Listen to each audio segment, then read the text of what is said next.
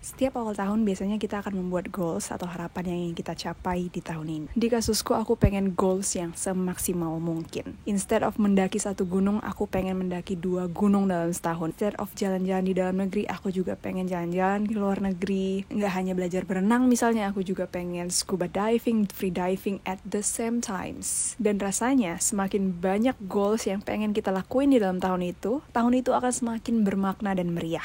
Dan seperti fenomena gym pada awal tahun, pada bulan ketiga atau keempat kita mulai lose interest ke semua goals kita, dan akhirnya yang timbul adalah perasaan guilty atau bersalah dan menyalahkan diri sendiri karena tidak konsisten dan tidak menepati janji. Akhirnya setelah refleksi panjang melihat goals aku yang masih belum tercapai sampai tahun ini, aku menyadari selama ini ketika aku membuat goals, aku membuatnya berdasarkan keinginan dan ego semata, bukan berdasarkan kebutuhan aku. And most of the times, fokus aku terlalu menyebar dan waktuku habis terdistraksi dengan hal-hal yang tidak esensial. That's why tahun ini aku tidak membuat goals seperti biasanya, dan ini adalah 3 hal yang aku pertimbangin ketika membuat goals di tahun 2025, sehingga hopefully aku bisa menjalani tahun 2025 yang lebih bahagia, damai, dan bermakna. Yang pertama, tahun ini aku membuat tingkatan goals. Mulai dari goals yang sebenarnya basic banget, yang harus terpenuhi terlebih dahulu sebelum aku bisa mencapai goals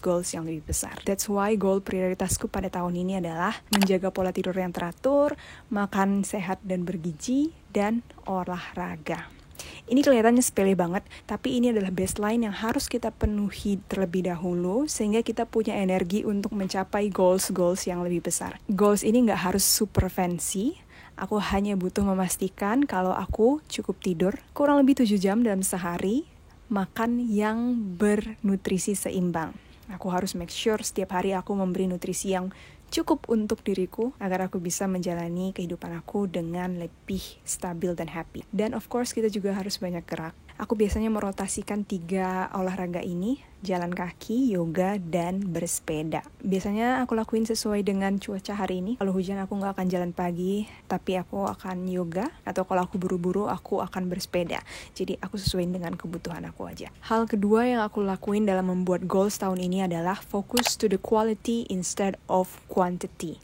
Jadi biasanya semakin banyak goals heboh yang kita buat, semakin kita merasa tahun ini akan luar biasa. Tahun ini aku fokus ke beberapa hal yang menurutku sangat bermakna. Di aku misalnya, tahun ini aku pengen pulang kampung bertemu keluarga karena udah 3 tahun aku nggak balik ke Sumatera. Dan aku pengen juga naik 1 gunung aja. Dari 2 liburan yang pengen aku achieve itu, aku breakdown se-smart mungkin. Specific, measurable, achievable, relevant, and time bounds. Jadi aku sudah pertimbangkan bulan berapa aku mulai cari tiket, berapa biaya yang aku butuhkan, apa saja perlengkapan yang aku harus siapkan. Yang ketiga, tahun ini aku membuat goals berdasarkan apa yang aku butuhkan, bukan hanya ego atau gengsi semata. Banyak dari kita yang membuat goals itu berdasarkan gengsi ya. Misalnya kalau kamu udah kerja, harusnya kamu bisa jalan-jalan ke sini dong, atau kamu bisa ikut konser ini dong. But in the end, kamu tetap nggak merasa bahagia atau malah kamu makin menderita karena punya banyak beban finansial. Dan itu yang coba aku filter dalam membuat goals tahun ini. That's why tahun ini aku berusaha membuat goals yang lebih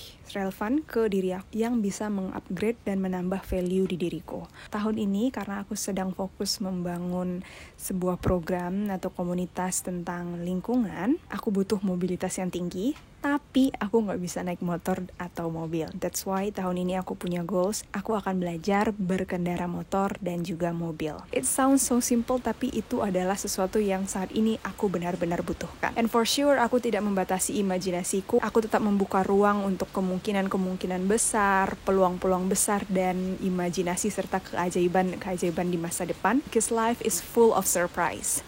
Itu dia 3 pertimbangan aku dalam membuat goals di tahun ini. Gimana dengan kalian? Coba deh cek goals kalian. Apakah semua goals kalian berdasarkan kebutuhan atau lebih banyak berdasarkan ego? Itu dulu video hari ini karena hujan juga mulai deras. Kalau kalian suka video ini, please like, comment, and share. Semoga di tahun 2025 ini memberi kita peluang dan kesempatan yang baik dan kita bisa menjalaninya dengan bahagia dan penuh makna. Sampai ketemu di video lainnya. Ketemu lagi ya.